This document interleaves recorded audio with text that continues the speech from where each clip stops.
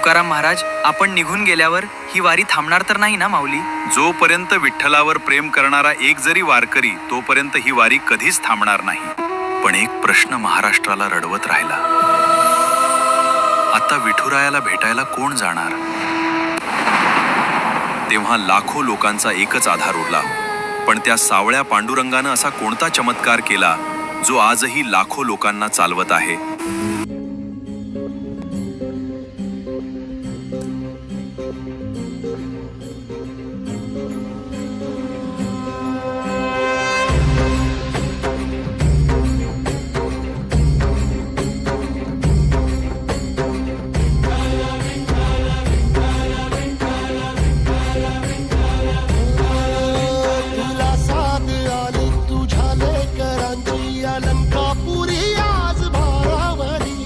सवारीचा घेतला पावला निया वाळवंटी तुझी सावली, गळा भेट घेण्या भीमेची निघाली तुझ्या राम घोषात इंद्रायणी.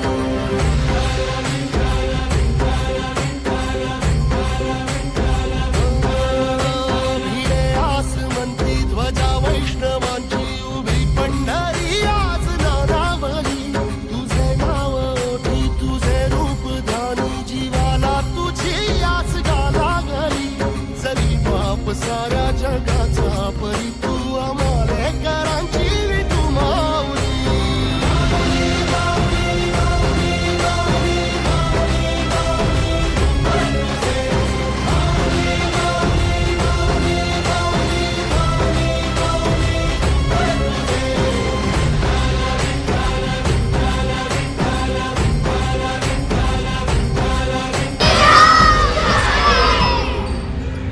विद्यार्थी मित्र, तुम्हाला सगळ्यांना माहिती आहे की आपल्याला वारीला एक छान अशी परंपरा आहे.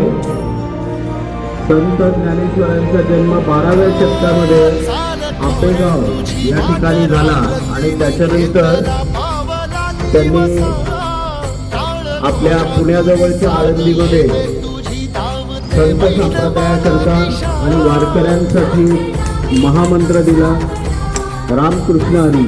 आणि तेव्हापासून वारकरी संप्रदायासाठी एक भगवत धर्माची पताका सगळीकडे